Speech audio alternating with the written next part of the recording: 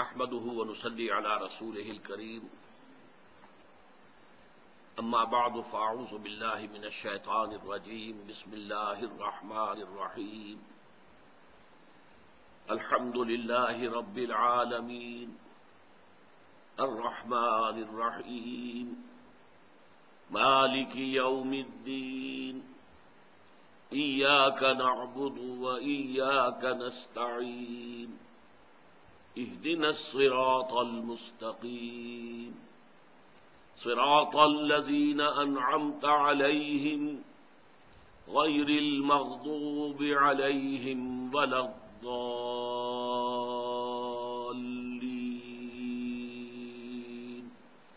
آمين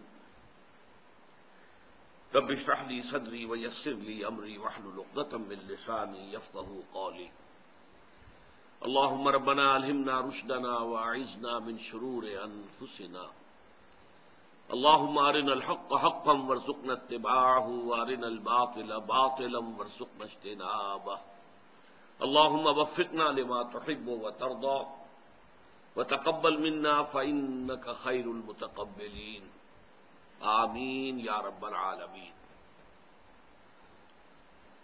سورہ فاتحہ کے درس کے ضمن میں اس سے قبل 2 نشستیں ہماری منعقد ہو چکی ہیں۔ پہلی نشست میں ہم نے آیت بسم اللہ پر غور کیا اور اس کے ضمن میں خاص طور پر اللہ تعالیٰ کے 3 اسماء حسنی، جن میں سے ایک کے بارے میں بہت سے حضرات کا گمان ہے کہ وہ اللہ کا اسم ذات ہے، اسم علم ہے، اللہ، اور 2 اور اسماء جن میں سے پہلا جو ہے الرحمن، وہ خوبصورت ترین ناموں میں سے ہے اور عزیز ترین ناموں میں سے ہے، محبوب ترین ناموں میں سے ہے اللہ کے۔ ان 3 اسماء حسنی پر تفصیلی گفتگو ہو گئی۔ دوسری نشست میں ہم نے سورہ فاتحہ کا جو مقام ہے مصحف میں، ایک تو یہ کہ دی اوپننگ سورہ آف دی قرآن الفاتحہ، لیکن فلسفہ اور حکمت قرآنی کے اعتبار سے اس کا کیا مقام ہے، اس پر غور کیا تھا۔ صاف نظر آتا ہے کہ یہ سورہ ایک دعا ہے، اس کا بڑا میجر حصہ جو ہے، کم سے کم نصف، وہ ایک دعا پر مشتمل ہے۔ اہدنا الصراط المستقیم صراط الذین انعمت علیہم غیر المغضوب علیہم ولا الضالین، اور اس کا تعلق ہے 4تھی آیت کے نصف آخر سے ایاک نستعین، اے رب ہم تجھی سے مدد مانگتے ہیں اور مانگتے رہیں گے، اور اس مدد کی بلند ترین شکل کیا ہے، اعلیٰ ترین صورت کیا ہے کہ ہمیں صراط مستقیم کی ہدایت بخش۔ لیکن یہاں پر دعا کا اسلوب تو ہے، یہاں کوئی لفظ قل نہیں آیا کہ اے لوگو یہ کہا کرو۔ اس اعتبار سے قرآن کے اول و آخر میں ذرا ایک بڑا لطیف سا فرق اور تفاوت ہے۔ پہلی صورت یہ ہے، آخری 2 صورتیں معوذتین، اور وہ دونوں جو ہیں قل سے شروع ہوتی ہیں، قل اعوذ برب الفلق، قل اعوذ برب الناس۔ یہاں یہ نہیں ہے کہ قل الحمد للہ رب العالمین، نہیں، قل کے لفظ کو یہاں پر حذف کر دیا گیا، حالانکہ قل الحمد بھی قرآن میں موجود ہے۔ آپ کے علم میں ہوگا بہت سے حضرات کے کہ سورہ بنی اسرائیل کی آخری آیت ہے، وَقُلِ الْحَمْدُ لِلَّهِ الَّذِي لَمْ يَتَّخِذْ وَلَدًا وَلَمْ يَكُن لَّهُ شَرِيكٌ فِي الْمُلْكِ وَلَمْ يَكُن لَّهُ وَلِيٌّ مِّنَ الذُّلِّ وَكَبِّرْهُ تَكْبِيرًا۔ تو قل کے ساتھ بھی الحمد جو ہے قرآن میں موجود ہے، لیکن یہاں نہیں ہے۔ اس کی وجہ کیا ہے؟ در حقیقت یہاں اللہ تعالیٰ اپنی طرف سے کوئی دعا نہیں سکھا رہے ہیں، بلکہ فطرت انسانی کی ترجمانی کر رہے ہیں۔ یہ بات ہم نے سورہ لقمان کے دوسرے رکوع کے ضمن میں بھی اچھی طرح سمجھ لی تھی کہ 2 چیزیں اگر میسر ہوں، نمبر 1، انسان کی فطرت جو ہے وہ اپنی سلامتی اور صحت پر برقرار ہو، نہ وہ کرپٹ ہو نہ پرورٹ ہو، اس کو ہم کہتے ہیں فطرت سلیمہ، اور اس کے ساتھ ہی انسان کی عقل، اگر اس پر نہ تکبر کی پٹی بندھی ہوئی ہو اور نہ تعصب کی، تو اس کو ہم کہتے ہیں عقل سلیم۔ فطرت سلیمہ اور عقل سلیم، یہ 2 چیزیں اگر انسان کو مہیا ہو جائیں تو انسان از خود اس کائنات کے بنیادی حقائق تک پہنچ جاتا ہے. اسے کسی وحی، کسی نبی، کسی رسول کی ضرورت نہیں. محض اپنی فطرت سلیمہ کی رہنمائی میں اور عقل سلیم کے سفر کے نتیجے میں وہ اس حقیقت کو پا لیتا ہے کہ اس کائنات کا ایک خالق ہے، مالک ہے، رب ہے، پروردگار ہے، پالنہار ہے. وہ تمام جو بھی اچھی سے اچھی چیزیں ہو سکتی ہیں، تمام جو بھی محاسن اور کمالات ہو سکتے ہیں، ان سب سے متصف ہے. اس کی صفات کمال جو ہے، اور وہ ہر عیب سے پاک ہے، ہر نقص سے، ہر کوتاہی سے، ہر ضعف سے، ہر احتیاج سے. نمبر 2 یہ کہ انسان کے اعمال جو ہے نیکی اور بدی، یہ بیکار جانے والی چیزیں نہیں ہیں. یہ اکاؤنٹ فار ہو کر رہیں گی، نتیجہ نکلے گا. گندم از گندم برویت جو سے جو. گندم سے گندم اگتی ہے، جو سے جو پیدا ہوتا ہے. اب اگر ایسا دنیا میں نہیں ہو رہا ہے، ہم دیکھتے ہیں کہ نیکوکاروں کے لیے یہاں مصیبتیں ہیں، فقر و فاقہ ہے، تکالیف ہے، اور بدکار، بدماش، شریر، گنڈے، حرام خور یہاں پر عیش کر رہے ہیں، اور اکثر و بیشتر اقتدار اور اختیار معاشرے میں انہی کے ہاتھ میں ہوتا ہے. تو اگر یہاں پر الٹی گنگا بہتی نظر آ رہی ہے تو اس کا مطلب ہے ایک اور عالم ہونا چاہیے کہ جس میں یہ گندم از گندم برویت جو سے جو والا معاملہ ہو جائے، حق بحقدار رسید. نیکوکاروں کو ان کو نیکی کا پورا بھرپور صلہ اور بدلہ مل جائے، بدکاروں کو اور شریروں کو ان کی شرارتوں اور بدکاریوں کی پوری پوری سزا مل جائے. یہ ہیں 2 بنیادی حقائق جن تک کہ انسان از خود پہنچ جاتا ہے. البتہ اس کے بعد انسان کو سمجھ میں آ جاتی ہے بات کہ وہی جو ہستی ہے پیدا کرنے والی اور پالنہار، وہی اس کی مستحق ہے کہ بندہ اس کے سامنے عاجزی کرے، اظہار تذلل کرے، سر جھکائے، رکوع کرے، اس سے دعائیں کرے، اس سے محبت کرے، اس سے لو لگائے، اسے اپنا محبوب حقیقی، مقصود اصلی بنائے، اس کے لیے اپنا تن من دھن لگانے کے لیے تیار ہو جائے. البتہ یہ کہ اس دنیا کی عملی زندگی میں قدم قدم پر ایسے مسائل آ جاتے ہیں کہ کیا کروں کیا نہ کروں، اس کا فیصلہ نہیں کر پاتا انسان. بال سے زیادہ باریک اور تلوار کی دھار سے زیادہ تیز جو ہے وہ انسان اس دنیا میں محسوس کرتا ہے کہ ہر قدم پر یہ دو راہ آ گیا، اب میں کیا کروں. اس کی عقل قاصر ہے، اس تفصیلی ہدایت کے لیے وہ محتاج ہے اللہ کا. اللہ بتائے اسے کہ وہ کیا کرے کیا نہ کرے. انفرادی سطح پر تو پھر بھی اس کے اندر اللہ تعالیٰ نے نیکی اور بدی کی جو پہچان ودیت کر دی ہے، تو انفرادی اپنے رویے میں تو انسان پھر بھی اپنی فطرت کی رہنمائی میں سفر کر سکتا ہے. اجتماعی معاملات میں آ کر اس کے سوا کوئی چارہ کار نہیں ہے کہ گھٹنے ٹیک کر، اور یہ میں آپ کے اس لیے الفاظ استعمال کر رہا ہوں، آپ کو معلوم ہے کہ عیسائیوں کی عبادت جو ہے وہ گھٹنے ٹیک کر ہوتی ہے، وہ سجدہ وغیرہ اس میں نہیں ہے، لیکن دے نیل ڈاؤن، ان کے جو گھٹنے سے زمین پر لگ جاتے ہیں. تو گھٹنا ٹیکنا ہمارے ہاں بھی ہے. گھٹنے ٹیک کر اللہ تعالیٰ سے یہ دعا کی جائے کہ پروردگار تو ہی ہدایت عطا فرما. وہ لمیٹیشن میں پہلے بیان کر چکا ہوں. عورت جو ہے محض عورت ہونے کے ناطے سوچ سکتی ہے، غور کر سکتی ہے. اس کے احساسات ایک عورت کے احساسات ہیں، مرد کے احساسات کا اسے کوئی اندازہ نہیں ہو سکتا. وہ اگر سوچے گی تو ایسا نظام بنائے گی جس میں عورت کے حقوق پوری طرح محفوظ ہو جائیں. مرد کا بیڑا غرق ہوتا ہے تو ہوتا ہے. مرد اگر سوچتا ہے تو ظاہر بات ہے بحیثیت مرد سوچتا ہے، اس کے احساسات جو ہے وہ صرف بحیثیت مرد ہیں. وہ اپنے مسائل کو جانتا ہے، وہ اپنے جو تقاضے ہیں مطالبے ہیں ان کو پہچانتا ہے. وہ نظام بنائے گا تو عورت کو وہ بھیڑ بکری کی طرح کی ایک ملکیت بنا دے گا، جوتی کی نوک بنا دے گا، کوئی حیثیت اس کی نہیں رہے گی.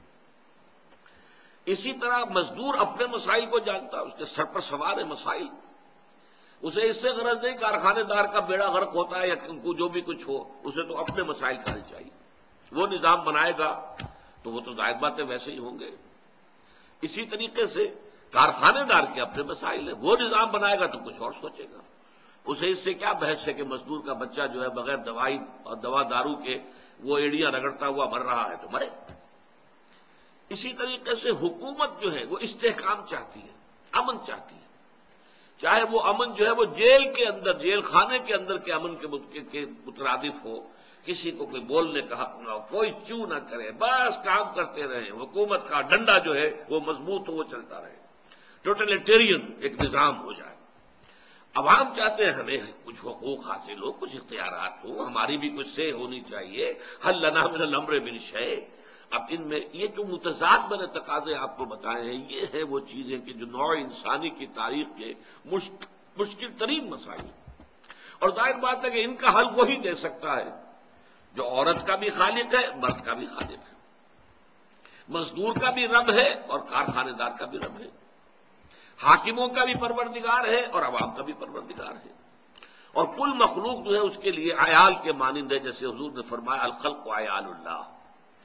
تو یہ چیز ہے در حقیقت اس سورہ مبارکہ کا جو مقام ہے حکمت قرآنی میں، کہ پہلی 4 آیات میں تو وہ بات آئی ہے کہ جس میں عقل سلیم اور فطرت سلیمہ انسان کی رہنمائی کر کے خود وہاں تک پہنچا دیتی ہے، اور آخری 3 آیات میں پھر ہاتھ جوڑ کر گھٹنے ٹیک کر استدعا ہے، دعا ہے کہ پروردگار یہ قدم قدم پر جو دو راہیں آ جاتے ہیں، تراہے آ جاتے ہیں، چوراہے آ جاتے ہیں، ہم کہیں غلط رخ پر نہ مڑ جائیں، غلط راستے پر نہ چل پڑیں، اے پروردگار ہماری رہنمائی فرما اور ہمیں ہدایت عطا فرما۔ اس اعتبار سے یہ دعا ہے، لیکن اس کا اسلوب جو ہے شروع سے وہ قل کے ساتھ نہیں ہوا، بلکہ جیسے کہ فطرت انسانی جو ہے اس کی تعبیر اور اسی کی نمائندگی کی جا رہی ہے۔ یہ جان لیجئے کہ اس قسم کے لوگ دنیا میں ہمیشہ رہے ہیں، بدترین معاشروں میں بھی رہے، کہ جنہوں نے اپنے معاشرے میں جو بھی خیالات ہوتے تھے، نظریات ہوتے تھے، عقائد ہوتے تھے، ان کو صرف اس دلیل پر قبول کرنے سے انکار کر دیا کہ چونکہ سب لوگ مان رہے ہیں تو ہم بھی مانیں نہیں۔ انہوں نے سوچا، غور کیا اپنی عقل سلیم کی رہنمائی میں، اور انہوں نے اپنے معاشرے کے اندر جو بھی خیالات رائج تھے انہیں رد کر دیا اور تلاش حق کے اندر نکل کھڑے ہوئے۔ دیکھیے ہم جو پڑھ چکے ہیں، تیسرا سبق ہمارا سورہ لقمان کا دوسرا رکوع، حضرت لقمان ایک ایسی ہی شخصیت کی نمائندگی ہے قرآن مجید میں، وہ نہ نبی تھے ہم دیکھ چکے ہیں اور نہ کسی نبی کے پیروکار تھے۔ اسی طرح کی عظیم شخصیت سلمان فارسی رضی اللہ تعالی عنہ، اب وہ ایران میں پیدا ہوئے ہیں، وہاں پر آگ کی پرستش ہو رہی ہے، باپ جو ہے ایک بڑے جو ہے وہ آگ کا جو معبد ہے، عبادت گاہ ہے، وہ اس کا پجاری ہے، لیکن وہ ریجیکٹ کرتے ہیں کہ یہ کیا مطلب ہے، اس آگ میں ہم ایندھن نہ ڈالیں تو آگ بجھ جائے، اور اسی آگ کے آگے ہم نے ہاتھ جوڑ دیے ہیں، پرستش کر رہے ہیں، اس کی تعریف کر رہے ہیں، اسے دعائیں کر رہے ہیں۔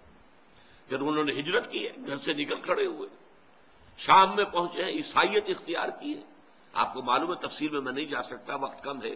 پھر آخر اللہ تعالیٰ نے والذین جاہدوا فینا لنہدینہم سبلنا، یہ جو آخری آیت ہے سورہ عنکبوت کی، جو لوگ ہماری راہ میں جد و جہد کرتے ہیں، محنت کرتے ہیں، ہم انہیں اپنے راستوں کی ہدایت لازماً دے دیتے ہیں۔ اس کی ایک بڑی مثال ہے حضرت سلمان فارسی کو اللہ تعالیٰ نے بالآخر حضور کے قدموں میں پہنچا دیا، اگرچہ ان کے لیے کتنے کٹھن مراحل میں سے انہیں گزرنا پڑا۔ عین عرب کے اندر جبکہ شرک کے گھٹا ٹوپ اندھیرے تھے، ورقہ ابن نوفل، اب وہ ظاہر بات ہے کہ مکے میں پیدا ہوئے، مکے میں وہ 360 بت جہاں رکھے ہوئے تھے، بت پرستی ہی وہاں کا شعار تھا، لیکن یہ کہ انہوں نے ریجیکٹ کیا اس کو۔ شام گئے وہ بھی، حضرت سلمان ایران سے چل کر شام گئے تھے، حضرت ورقہ ابن نوفل جو ہے وہ حجاز سے مکے سے چل کر شام گئے، وہاں جا کر عیسائیت اختیار کی، اس لیے کہ حضور کی بعثت سے قبل عیسائیت ہی دین حق تھا، اسلام جو ہے وہ عیسائیت ہی تھی۔ وہاں جا کر عیسائی ہوئے ہیں، پھر انہوں نے تورات کا علم حاصل کیا، اتنا علم حاصل کیا، عبرانی زبان سیکھی، کانا یکتب التوراۃ فی العبرانیہ، یہ ان کی شان میں الفاظ آتے ہیں کہ وہ عبرانی زبان میں تورات لکھا کرتے تھے، عبرانی زبان کے اتنے بڑے عالم تھے، اور انہوں نے حضور کی تصدیق کی تھی، اگرچہ چونکہ ابھی حضور کی رسالت کا آغاز نہیں ہوا تھا، ابھی پہلی وحی آئی تھی جس سے نبوت کا ظہور ہوا، لیکن وہ جو وحی آئی ہے سورہ مدثر کی آیات کی، یا ایھا المدثر قم فانذر وربک فکبر، رسالت کا آغاز اس سے ہوا ہے، ابھی وہ آیاتیں نازل نہیں ہوئی تھی، یہی وجہ ہے کہ انہیں صحابہ میں شمار نہیں کیا گیا، اس لیے کہ ابھی ایمان لانے کی دعوت ہی نہیں تھی، اگرچہ انہوں نے تصدیق کی ہے، لیکن اس سے پہلے کہ حضور پر سورہ مدثر کی آیات نازل ہوتی ان کا انتقال ہو گیا۔ اسی طرح کی ایک شخصیت حضرت زید ابن عمرو ابن نفیل تھے، ان کا معاملہ کیا تھا، اور یہ حضرت سعید کے والد ہیں، حضرت سعید ابن زید جو عشرہ مبشرہ میں سے ہیں، حضرت عمر کے بہنوئی، یہ پہلے ایمان لائے ہیں، اور ان کی اہلیہ حضرت فاطمہ بنت خطاب حضرت عمر فاروق کی ہمشیرہ، یہ دونوں میاں بیوی پہلے ایمان لائے ہیں، اور یہی ذریعہ بنے ہیں، راستہ بنے ہیں حضرت عمر کے ایمان کا۔ وہ تفصیلی واقعہ آپ کے ذہن میں ہوگا، میرے پاس وقت نہیں ہے کہ میں اسے بیان کروں۔ یہ انہی زید کے بیٹے ہیں، سعید ابن زید۔ ان کا حال کیا تھا کہ مکے میں وہ رہتے تھے، صاف تمام بت پرستی سے تائب ہو کر ان میں کچھ نہیں ہے، کیا ہم بتوں کو پوجتے، اپنے ہاتھوں سے تراشے اور پوجنا شروع کر دیا۔ پھر وہ کعبے کے پردے پکڑ پکڑ کر دعا کیا کرتے ہیں، اللہ میں صرف تیری بندگی کرنا چاہتا ہوں، نہیں جانتا کیسے کروں۔ یہ ان کی کیفیت تھی، اسی حال میں ان کا انتقال ہوا ہے۔ یہی تو وجہ ہے وہ موحد کامل زید، ان کا بیٹا جو ہے سعید ابن زید، وہ عشرہ مبشرہ میں شامل ہے، اور اسی کے ذریعے سے ایمان جو ہے اس کی دولت حضرت عمر خطاب رضی اللہ تعالی عنہ تک پہنچی۔ تو یہ ہے اصل میں اس سورہ فاتحہ کا مقام قرآن مجید میں فلسفہ اور حکمت کے اعتبار سے۔ اب آئیے ہم اس کا لفظ بلفظ مطالعہ شروع کرتے ہیں۔ نوٹ کر لیجئے، اس کی پہلی 3 آیات مل کر ایک جملہ بنتے ہیں، آخری 3 آیات مل کر بھی ایک جملہ بنتے ہیں، لیکن درمیانی جو چوتھی آیت ہے اس کے اندر ایک آیت میں 2 جملے ہیں۔ ارشاد ہوتا ہے الحمدللہ رب العالمین، کل حمد، کل ثنا، کل شکر اللہ کے لیے ہے جو تمام جہانوں کا پروردگار و پالنہار اور مالک ہے۔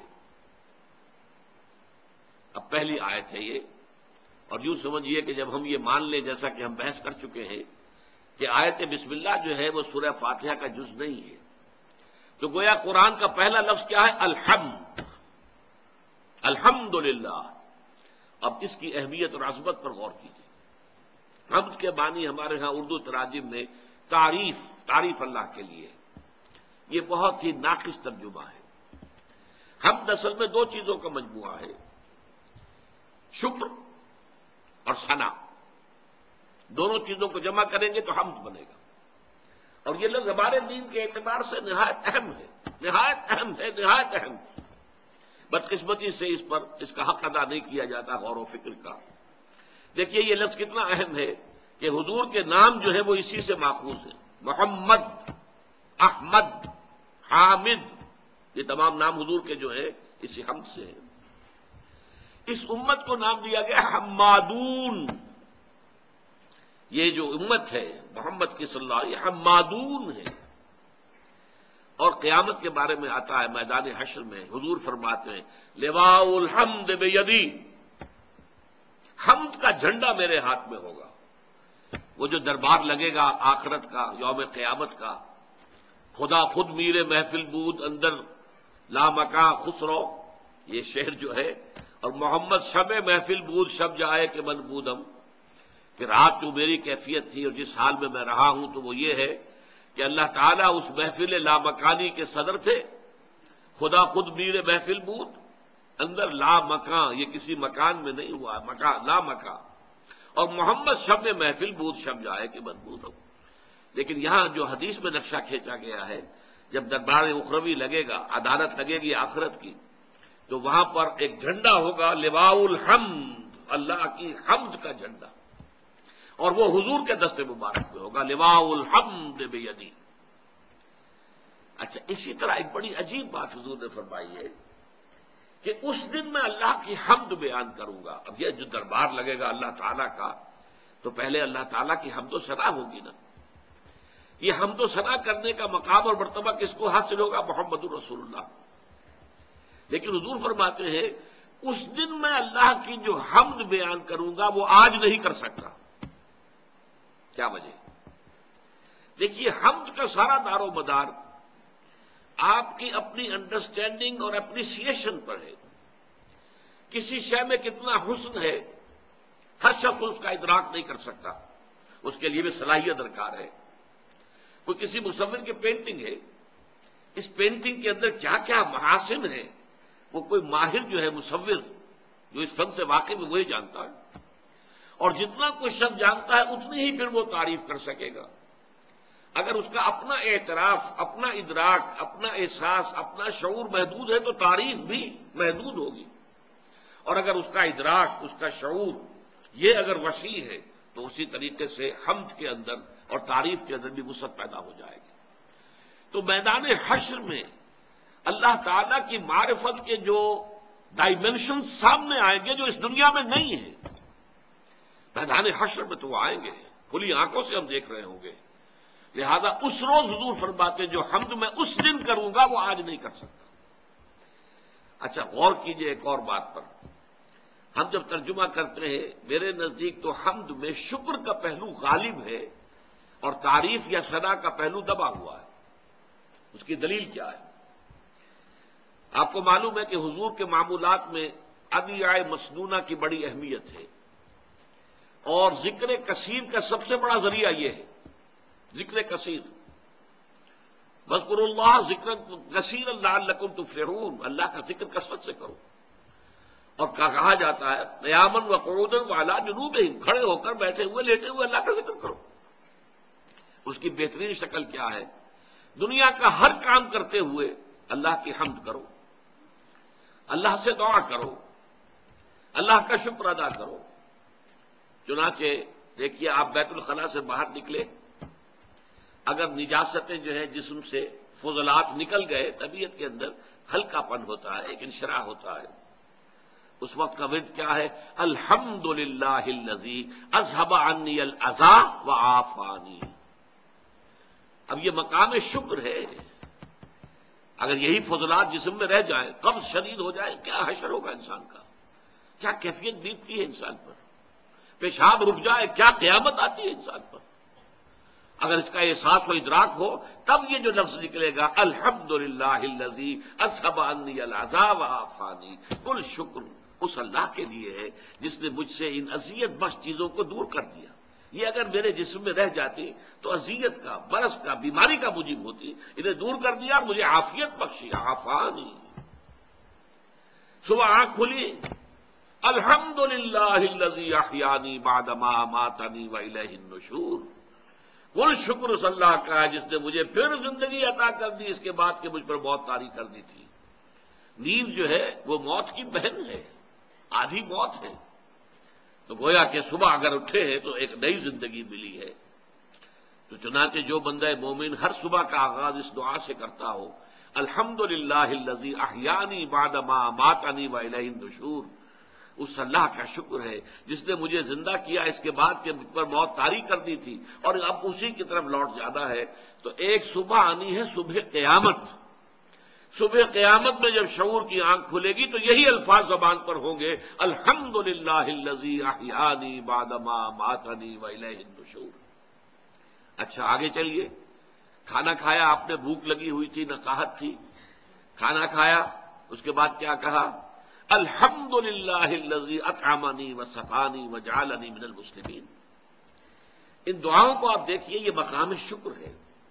اور مسلمان کی زندگی اگر واقعتاً وہ ذکر کثیر کے لیے ادعیاء معصورہ کو اپنا معمول بنا لے زندگی کے ہر کام کے ساتھ، شیشہ دیکھیے تو دعا ہے، کپڑے بدلے ہیں آپ نے، دعا ہے، بیت الخلاء میں داخل ہو رہے ہیں تو دعا ہے، باہر نکل رہے ہیں تو دعا ہے، بازار میں داخل ہو رہے ہیں تو دعا ہے، باہر نکل رہے ہیں تو دعا ہے، گھر سے باہر جا رہے ہیں تو دعا ہے، گھر کے اندر داخل ہو رہے ہیں، آئبون تائبون لربنا حامدون، اللہ کی حمد کرتے ہوئے ہم دوبارہ واپس آ گئے، اپنے گھروں میں لوٹ آئے، حامدون لربنا حامدون، وہی حمد۔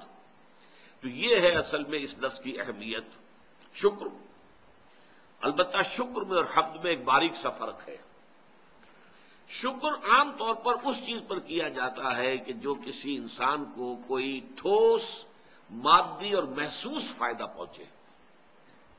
کمزوری تھی، بھوک لگی ہوئی تھی، کھانا کھایا، یہ محسوس چیز ہے۔ الحمدللہ الذی اطعمنی وسقانی وجعلنی مسلمین۔ اسی طریقے سے کوئی آپ کو دولت مل گئی ہے، کوئی کامیابی مل گئی ہے دنیا میں، کسی طرح کا امتحان میں آپ اچھے نمبر لے کے پاس ہو گئے، الحمد۔ شکر جو ہے کیا جاتا ہے اس پر۔ اور حمد کوئی حسن، کوئی خوبی، کوئی خیر، کوئی کمال، کوئی جمال، اس کے اوپر ثنا کرنا، تعریف کرنا، حمد میں یہ بھی داخل ہے۔ تو شکر صرف محسوس، مادی اور ٹھوس کسی شے پر جس سے کہ انسان کو فائدہ پہنچا، جبکہ حمد میں شکر کے علاوہ یہ بھی شامل ہے کہ اگر کہیں کوئی حسن ہے، کوئی جمال ہے، کوئی کمال ہے، کوئی خیر ہے، تو اس کا کوئی پرفیکشن کا کوئی مظہر ہے تو اس کی بھی حمد کی جائے گی۔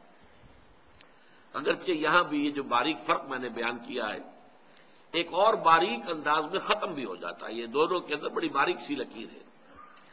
اس کے لیے ورڈز کی جو ایک نظم ہے ڈیفوڈلز، اس کا میں حوالہ دیا کرتا ہوں کہ شاعر نے نقشہ کھینچا ہے اس میں کہ میں ایک شام گھوم رہا تھا ایسے ہی، اور ایک پہاڑی سی راستے میں آ گئی، میں اس کے اوپر چڑھا، اس پہاڑی کی چوٹی پر پہنچا تو دوسری طرف جو وادی نظر آئی مجھے، اس میں ایک عجیب منظر میں نے دیکھا، پوری وادی ڈیفوڈلز کے پودوں سے بھری ہوئی، اور پھول جو ہے ڈیفوڈلز کے وہ لہرا رہے تھے ہوا کے اندر جیسے کہ رقص کر رہے ہو، ناچ رہے ہو۔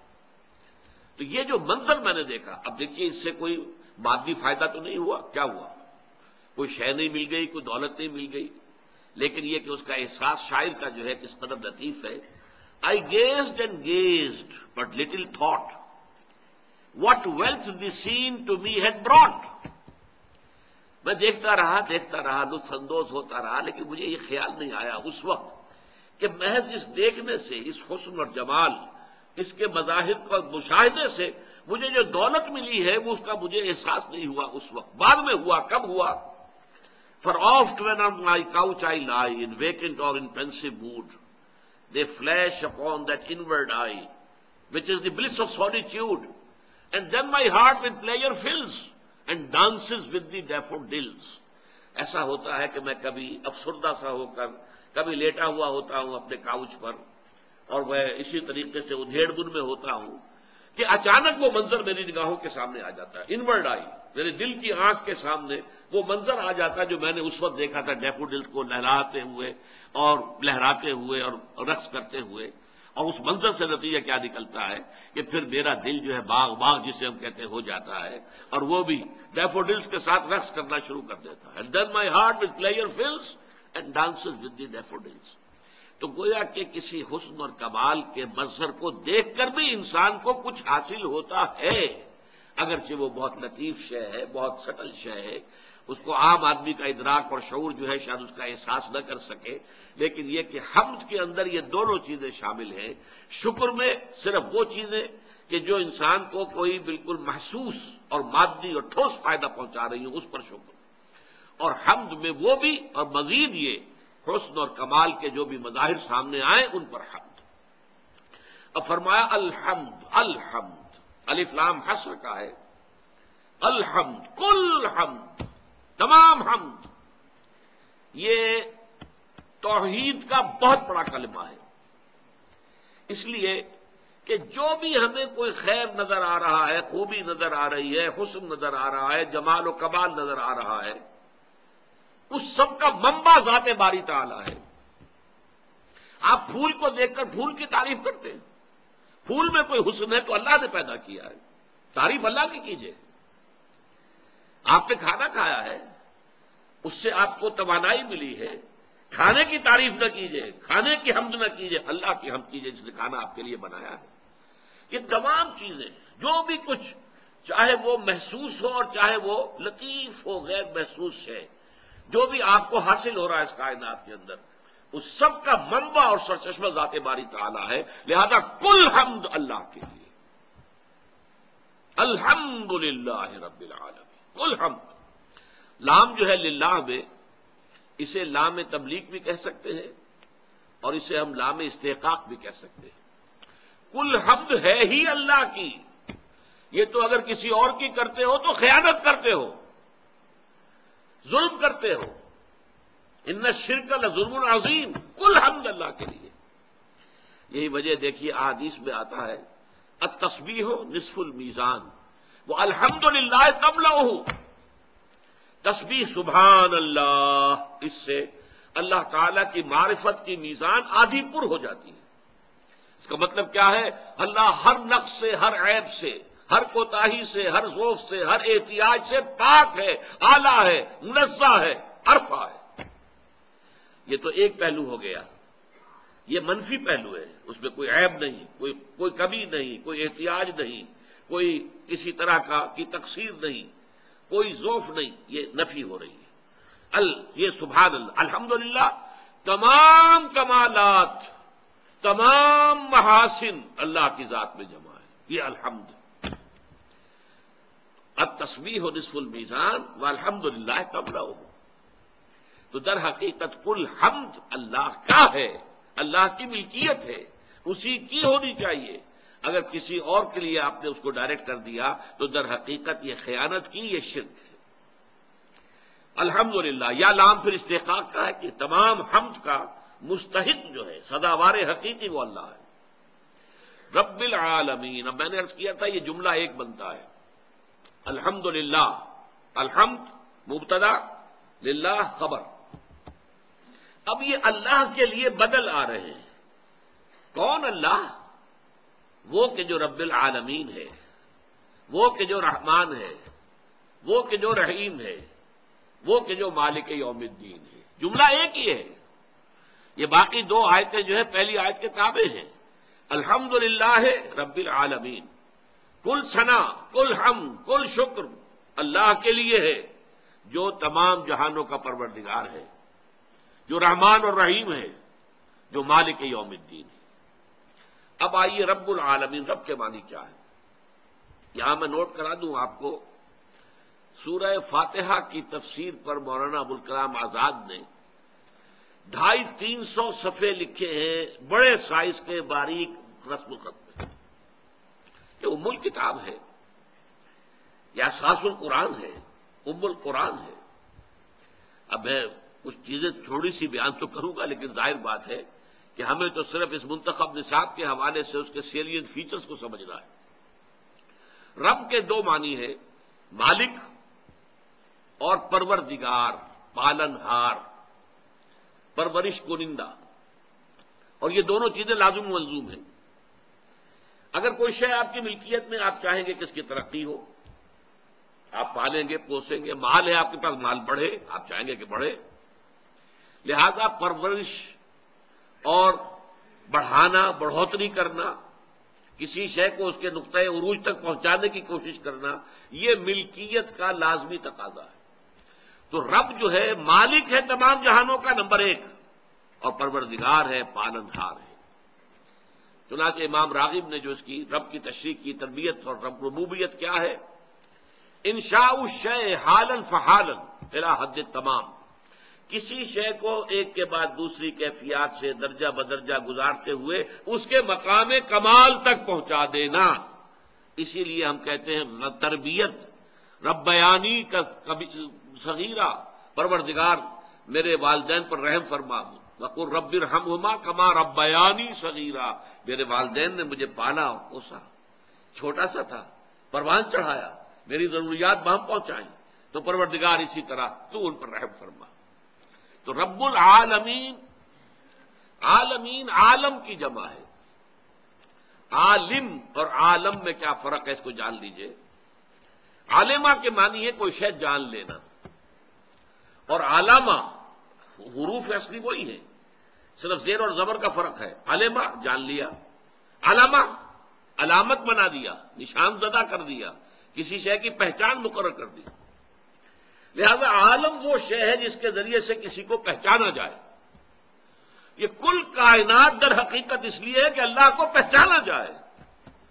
اور عالمین، یہ عالم آخرہ ہو یا عالم دنیا ہو، یہ عالم امر ہو یا عالم خلق ہو، یہ عالم انس ہو یا عالم جن ہو، کوئی بھی ہو، مادی عالم ہو، روحانی عالم ہو، یہ سب کے سب عالمین، ان سب کا پروردگار، اور ان سب کے ذریعے سے اللہ تعالیٰ کی پہچان حاصل کی جائے۔ گویا کہ یہاں اس کے معنی وہی ہو گئے جو لفظ آیت جس مفہوم میں قرآن مجید میں آتا ہے، ان فی خلق السماوات والارض واختلاف اللیل والنہار والفلک التی تجری فی البحر بما ینفع الناس وما انزل اللہ من السماء من ماء فاحیا بہ الارض بعد موتها وبث فیہا من کل دابۃ وتصریف الریاح والسحاب المسخر بین السماء والارض لآیات لقوم یعقلون۔ آسمانوں اور زمین کی تخلیق میں، رات اور دن کے الٹ پھیر میں، اور یہ جو اللہ آسمان سے بارش برساتا ہے، اس کے ذریعے سے زمین میں ہر طرح کی رویدگی پیدا کرتا ہے، اور یہ جو اللہ نے ہر طرح کے جاندار زمین میں پھیلا دیے ہیں، اور یہ جو ہواؤں کا چلنا ہے، اور یہ جو کشتی کا سمندر میں یا دریا میں چلنا ہے، اور یہ جو پھر بارش کا برسنا ہے، اور یہ جو بادلوں کے ذریعے سے، ہوا کے ذریعے سے بادل ادھر سے ادھر جاتے ہیں، جو معلق ہے آسمان و زمین کے مابین، یہ سب اللہ کی آیات ہیں۔ لآیات لقوم یعقلون، ان لوگوں کے لیے کہ جو عقل سے کام لیں۔ اسی طرح یہ تمام چیزیں عالم ہیں، علم ہیں، علامت ہے اللہ کی، ان کو دیکھو، اللہ کو پہچانو۔ الحمدللہ رب العالمین۔ الرحمن الرحیم پر ہماری گفتگو ہو چکی ہے تفصیل سے، اس وقت میں اس کو دہراؤں گا نہیں۔ آیت بسم اللہ کے ذیل میں الرحمن الرحیم، ایک ہی مادہ رحمت سے یہ دو نام ہیں، کیوں ہیں، کیا مختلف آراء ہیں، میری رائے کیا وہ بیان کر چکا ہوں۔ تیسری آیت ہے مالک یوم الدین، جو جزا و سزا کے دن کا مختار مطلق ہے۔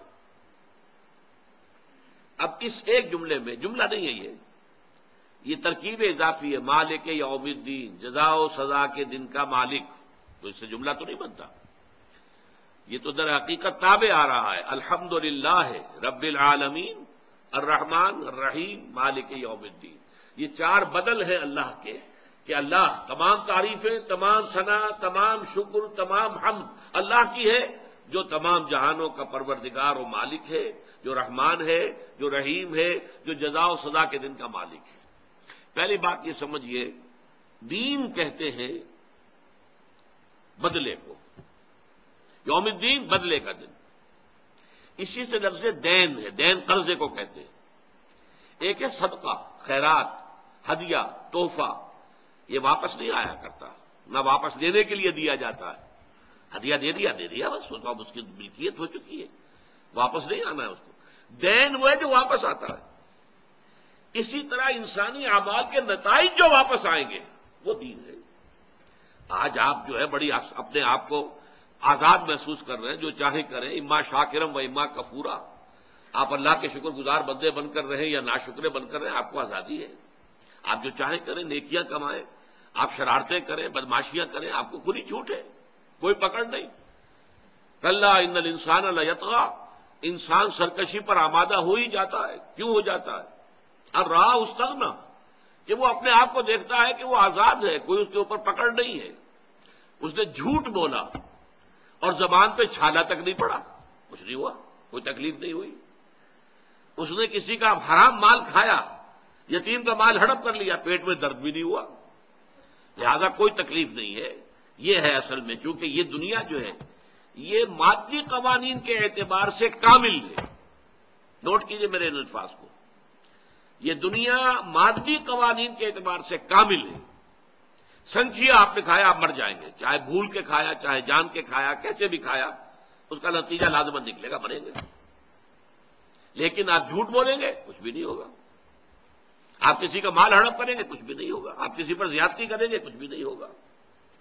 اس حوالے سے اس کا واپس آنے کا جو پروسیس ہے، کہ اس کے نتائج آنے ہیں، ان الی ربک الرجعی، تمہیں اپنے رب کی طرف لوٹ کر جانا ہے، اور پھر وہاں تم لوٹ کر جاؤ گے اپنے رب کے پاس، اور تمہارے اعمال کے نتائج لوٹ کر آئیں گے تمہارے سامنے۔ پھر انسان دیکھے گا، جس شخص نے نیکی ذرے کے برابر نیکی کمائی ہوگی، اپنے سامنے موجود پائے گا، مثقال ذرۃ خیرا یرا ومن یعمل مثقال ذرۃ شرا یرا، جس کو دیکھ کر کے سورہ کہف میں نقشہ کھینچا گیا ہے، کتنا بڑا کوئی کمپیوٹر ہوگا وہ اللہ کا، آخرت کا کمپیوٹر، کہ بس ایک بٹن دبانے کی دیر ہوگی، جیسے کمپیوٹر میں آپ دباتے ہیں اور پوری فلم آپ کی زندگی کے سامنے آ جائے، پوری فلم۔ اب کون چھٹلائے گا اس سے؟ اس کتاب، اس اعمال نامے کے بارے میں انسان سیکھے گا، ما لهذا الكتاب لا يغادر صغيرة ولا كبيرة الا احصاها ووجدوا ما عملوا حاضرا، یہ کیسی کتاب ہے، یہ کیسا ریکارڈ ہے، یہ کیسا اعمال نامہ ہے، اس نے تو مائنیوٹسٹ ڈیٹیلز کو بھی اومٹ نہیں کیا ہے، ہر چیز کا حساب کیا ہوا ہے، لہذا جو بھی کچھ کیا ہوگا موجود پائیں گے۔ اب اگلی بات کیا فرمائی اس ٹکڑے کے اندر، مالک یوم الدین، ایک دن آنا ہے جس دن کے جزا و سزا کے فیصلے ہوں گے۔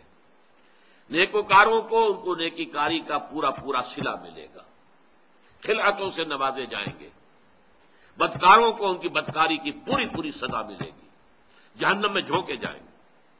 اور اصل بات کیا ہے؟ مالک یوم الدین، اس دن کا مختار مطلق اللہ ہوگا۔ کوئی شفاعت جو ہے اللہ کے فیصلے کو باطل نہیں کر سکے گی، کوئی شفاعت اللہ کے فیصلے کو، اچھی طرح نوٹ کر لیجیے، مختار مطلق۔ اس لیے کہ دنیا میں سب سے بڑا دھوکہ جو انسانوں کو لگا ہے وہ کیا ہے؟ ہاں جزا و سزا ہے، بدلہ ہے، آخرت ہے، جانا ہے، لیکن وہاں ہمارے چھڑانے والے موجود ہیں۔ یہ ہمارے دیوی دیوتا، آخر ہم ان کی جو ٹنڈرت کرتے ہیں، پوجتے ہیں، ان کو حلوے مانڈے ان کے سامنے رکھتے ہیں، ان کے نام کی جے پکارتے ہیں، جے جے کار کرتے ہیں، تو کس لیے؟ یہ ہمارے کام آئیں گے، وہاں چھڑا لیں گے۔ ہؤلاء شفعاؤنا عند اللہ، یہ اللہ کے ہاں ہمارے سفارشی ہوں گے، چھڑا لیں گے ہمیں۔ یہ ہے بات جس کی نفی کی، مالک یوم الدین۔ اس روز ایک طرف پکارا جائے گا لمن الملک اليوم، آج کے دن کس کا ہے اختیار مطلق؟ للہ الواحد القہار، اس اللہ کے لیے ہے کہ جو اکیلا ہے، تنہا ہے اور قہار ہے، چھایا ہوا ہے، پوری طرح مستولی۔ تو مالک یوم الدین، جزا و سزا کے دن کا مالک ہے۔ یہ تین آیتیں جیسا کہ میں نے عرض کیا مل کر ایک جملہ بنی۔ الحمد مبتدا، للہ جار مجرور، لیکن یہ بدل من ہو۔ اس کا پہلا بدل کیا ہے؟ رب العالمین، دوسرا الرحمن، تیسرا الرحیم، چوتھا مالک یوم الدین۔ کل حمد، کل ستائش، کل ثنا، کل شکر اس اللہ کے لیے جو تمام جہانوں کا مالک اور پالنہار ہے، رحمان ہے۔ اس کی رحمت ٹھاٹھے مارتے ہوئے سمندر کے مانند ہے، رحیم ہے، ساتھ ہی اس کی رحمت میں دوام ہے، استقلال ہے، تسلسل ہے۔ مالک یوم الدین، جزا و سزا کے دن کا مختار مطلق ہے کہ اس کے فیصلے کے آگے آنے والا کوئی نہیں ہوگا۔ من ذا الذی یشفع عندہ الا باذنہ، کون ہے وہ جو شفاعت کر سکے گا اس کے پاس؟ ہاں مگر اس کی اجازت سے، اس کے فیصلے کے بغیر، اس کے اذن کے بغیر تو کوئی زبان نہیں کھول سکے گا۔ لا یتکلمون الا من اذن لہ الرحمن وقال صوابا، فرشتے بھی کھڑے ہوں گے، اولیاء اللہ بھی ہوں گے، انبیاء بھی ہوں گے، سب ہوں گے، کوئی زبان نہیں کھول سکے گا لا یتکلمون الا اس کے سوائے کہ جس کو اللہ تعالیٰ نے اذن دیا ہو، اور جو بھی زبان کھولے گا وہ حق بات کہے گا، صحیح کہے گا، ناانصافی کی بات نہیں کرے گا۔ یہ پہلا حصہ ہے اس سورہ مبارکہ کا۔ اگلی نشست میں انشاءاللہ اس کا دوسرا حصہ ہم پڑھیں گے۔ بارک اللہ لی ولکم فی القرآن العظیم ونفعنی وإیاکم بالآیات والذکر الحکیم۔